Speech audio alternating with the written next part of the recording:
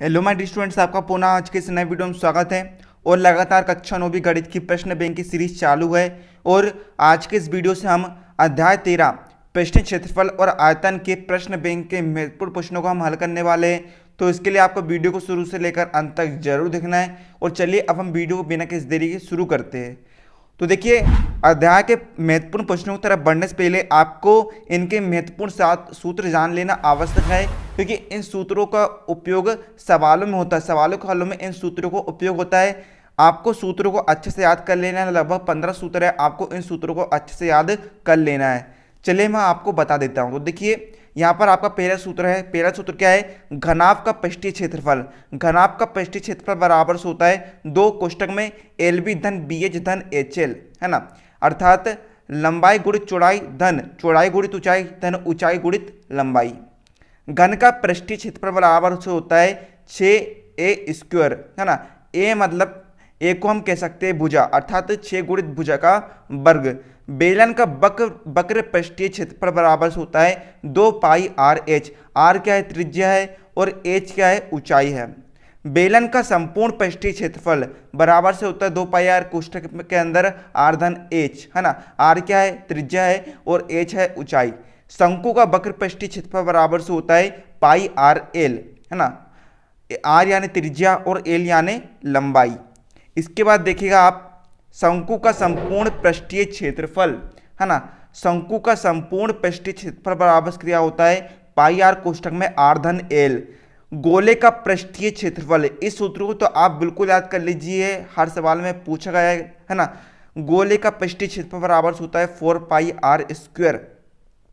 इसके बाद यह भी काफी महत्वपूर्ण है। अर्धगोले का वक्र पृष्ठीय क्षेत्रफल बराबर होता है 2πr²। अर्धगोले का संपूर्ण पृष्ठीय क्षेत्रफल बराबर से होता है 3πr²।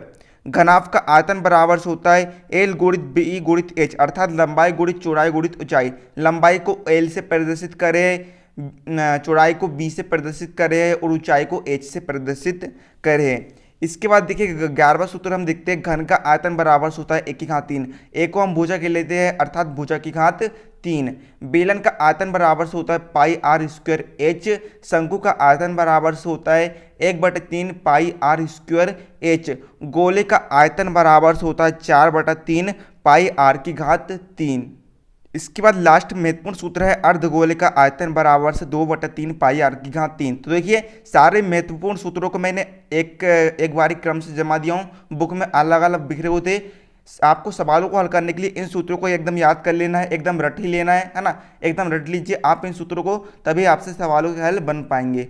चलिए अब हम बढ़ते हैं प्रश्नों के हल की तरफ। तो देखिए, आपका प्रश्न बैंक का पहला क्वेश्चन क्या है? उस गोले की त्रिज्या ज्ञात कीजिए, है ना। एक गोला है, गोले की आपको त्रिज्या अर्थात r का मान ज्ञात करना है, जिसका पृष्ठीय क्षेत्रफल क्या है? 154 सेंटीमीटर स्क्वायर है। तो देखिए, हमें क्या ज्ञात करना है? गोले की त्रिज्या, है ना। गोले की त्रिज्या हमें बराबर से r का मान ज्ञात करना है, और हमें गोले का पृष्ठीय क्षेत्रफल क्या दिया है? देखिए बारीकी समझा रहा हूं। क्या? गोले का पृष्ठीय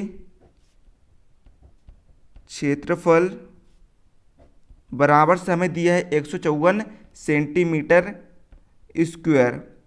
अब देखिए, 154 सेंटीमीटर स्क्वायर हमें गोले का पृष्ठीय क्षेत्रफल दिया है, हमें r का मान ज्ञात करना है। अब आप बताइए गोले का पृष्ठीय क्षेत्रफल क्या होता है? तो देखिए, गोले का पृष्ठीय क्षेत्रफल होता है 4πr², है ना। गोले का पृष्ठीय क्षेत्रफल का सूत्र क्या होता है? 4πr² बराबर में हम रख देंगे 154। अब देखिएगा जनाब, यहां से हमें r का मान ज्ञात करना ना, r की वैल्यू पता करना है। तो देखिए, यहां पर हम लेते हैं r² बराबर से, r² का हमें मान निकालना है, तो हम 4π को इसके बटे में पहुंचा देंगे, है ना। 4π को हम इसके बटे में पहुंचा देंगे, तो क्या हो जाएगा? 154/4π। आगे हम इसे और सरल करते हैं, तो r² बराबर से 154/4 इंटू पाई का मान क्या होता है? 22/7। तो 22/7, है ना। बटा 7 को हम ऊपर पहुंचा देते हैं, तो ये क्या हो जाएगा? गुणित 7 हो जाएगा। अब आप इसे इतना सरल कर दीजिए कि एक पर्टिकुलर संख्या ना, जब तक एक पर्टिकुलर संख्या ना जाए। चलिए अब हम इसे काट कर देखते हैं, भाग देकर देखते हैं। तो देखिए 154 में हम 4 का भाग दे सकते हैं ना, 2 से भाग दे सकते हैं हम इसका। तो देखिए क्या हो गया, 2 7 14, 15 में से 14 का बचा 1, 4 पे जुड़ गया, क्या होगा 14 हो गया। तो फिर हो गया 2 7 14, और ये क्या होगा 2 दूनी 4 हो गया। तो अब देखिएगा जनाब, आर स्क्वायर बराबर से क्या है 77 गुणित 7, है ना। तो देखिए हम 77 में 7 का गुणा कर देते हैं। तो देखिए 7 7 49, 49 का 9, हासिल का 4, 7 7 49, 49 और 4 हो गया 53 बटा 2 दूनी क्या हो गया 4 हो गया। सॉरी ये 22 है, 22 दूनी क्या हो गया 44 हो गया। अब देखिए 539 में 11 से भाग जा सकता है, अर्थात हम 539 में 44 का भाग देंगे, है ना। तो देखिएगा हम इसे 11 से काट कर देखते हैं। तो देखिए 11 चौक क्या होता है 44 होता है, और यहाँ पर देखिएगा 11 चौक 44 होता है, 11 पंचे 55 होता है। 55 जो है वो 53 से ज़्यादा हो रहा है, तो हम एक कम वाली संख्या लेते हैं, 11 चौक 44 लेते हैं। 53 में से 44 गया, बचेगा 9, 9 यहाँ पर 9 के साथ जुड़ जाएगा, क्या हो जाएगा 99 हो जाएगा। तो 11 9 में 99 होता है। तो आर स्क्वायर बराबर से क्या आएगा 49/4। तो देखिएगा जनाब, आर स्क्वायर बराबर से 49 को हम लिख सकते हैं 7 का वर्ग, है ना। 37 37 क्या होता है 49 होता है, बटा में 4 को हम लिख सकते हैं 2 का वर्ग, है ना। 2 दूनी क्या होता है 4 होता है। तो देखिए हम इसे इस प्रकार लिख सकते हैं, आर स्क्वायर बराबर से 7/2 का होल वर्ग हम ले सकते हैं, है ना। 7 का वर्ग है, 2 का वर्ग है, तो हम इसे एक कोष्टक में साथ में ले सकते हैं। तो देखिए बराबर का चिन्ह है, यहाँ पर घात जो है वह समान है, तो घात से घात कट जाएगी। तो क्या हो जाएगा आर बराबर से क्या जाएगा 7/2, और फिर हम और सरल कर देंगे। तो देखिएगा आर बराबर से क्या माना जाएगा 2 तिया होता है 6, है ना। आप क्या करिए, आप 7 में 2 का भाग दे दीजिए, 7 में हम 2 का भाग देते हैं। तो देखिए 2 तिया 6 हो गया, 7 में 6 का बचेगा कितना 1 बचेगा। यहाँ पर कोई संख्या नहीं है तो हम एक 0 लिख लेंगे, और 0 लिखने पर यहाँ पर दशमलव लग जाएगा। 2 पंचे क्या होता है 10 होता है। तो क्या आ गया भागफल क्या आएगा आपका 3.5। तो यहाँ पर टोटल आंसर क्या आएगा 3.5। इकाई क्या है सेंटीमीटर है, तो सेंटीमीटर का सेंटीमीटर लिखेंगे। त्रिज्या है इसलिए इकाई जो है वह सामान्य आएगी। तो यहाँ पर आपका पहला सवाल हल हो जाता है। उम्मीद है आप सभी को अच्छे समझ में आ गया होगा। चलिए अब हम बढ़ते हैं सेकंड सवाल की तरफ। सेकंड सवाल क्या है आपका, सेकंड सवाल आपका दिया है शंकु का वक्र पृष्ठीय क्षेत्रफल ज्ञात कीजिए, है ना। यहाँ पर आपको शंकु का वक्र पृष्ठीय क्षेत्रफल ज्ञात करना है, जिसकी तिर्यक ऊंचाई 10 मीटर है और आधार की त्रिज्या 7 मीटर है। सबसे पहले आप सवाल को समझिए। सवाल में हमें शंकु का वक्र पृष्ठीय क्षेत्रफल ज्ञात करना है। तिर्यक ऊंचाई क्या दी गई है आपको, तिर्यक ऊंचाई आपको दी गई है, बोले तो एज बराबर से आपको दिया गया है 10 मीटर, और आधार की त्रिज्या अर्थात त्रिज्या आर का मान आपको दिया है 7 मीटर। अब हमें ज्ञात करना है शंकु का वक्र पृष्ठीय क्षेत्रफल। तो हम लगाएंगे शंकु का वक्र पृष्ठीय क्षेत्रफल का सूत्र। देखिए शंकु का वक्र पृष्ठीय क्षेत्रफल।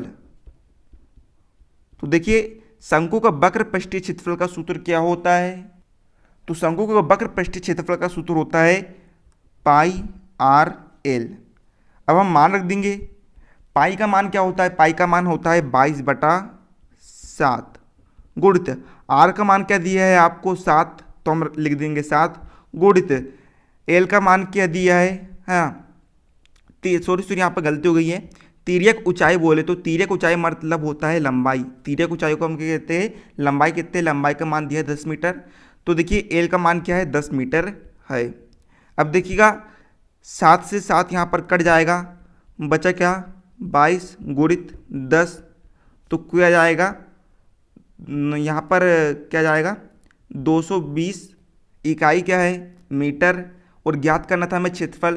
तो जब भी क्षेत्रफल हमें ज्ञात करना होता तो इकाई में क्या लग जाता है, घात लग जाती है या फिर वर्ग लग जाता है। तो फाइनली आपका आंसर क्या आएगा, 220 मीटर का वर्ग आपका क्षेत्रफल निकल कर आ गया है। यही आपका आंसर होगा।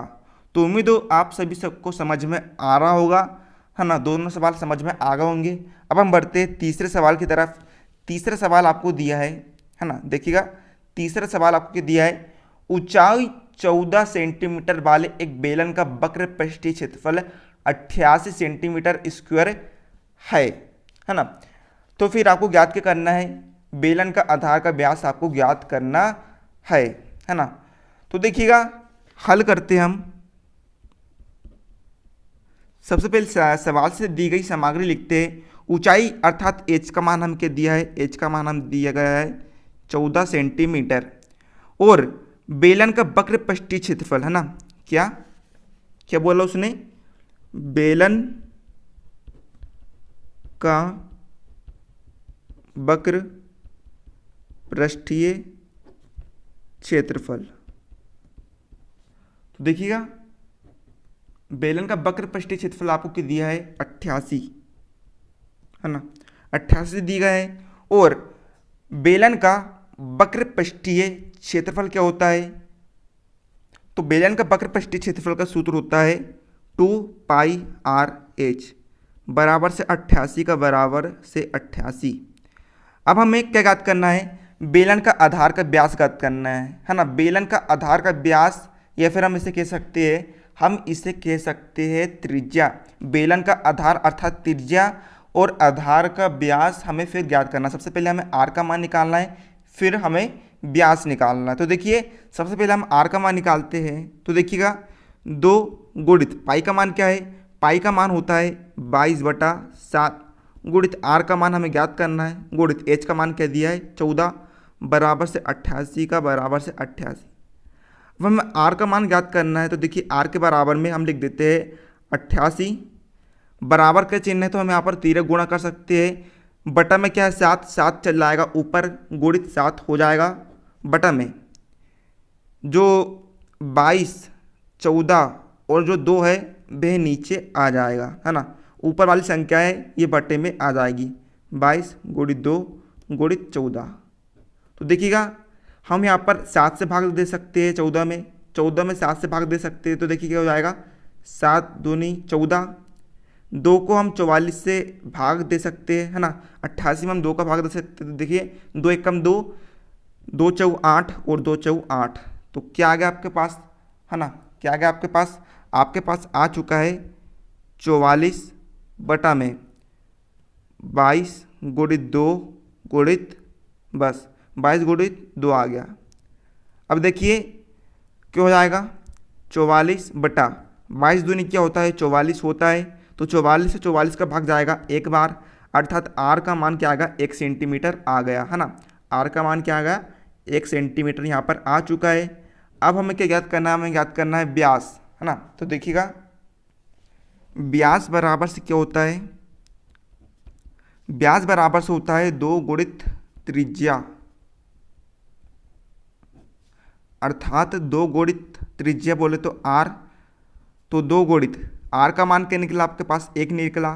तो टोटल क्या आंसर क्या आएगा 2 गुणित 1 बराबर से 2 सेंटीमीटर आपका व्यास निकल कर आ जाएगा।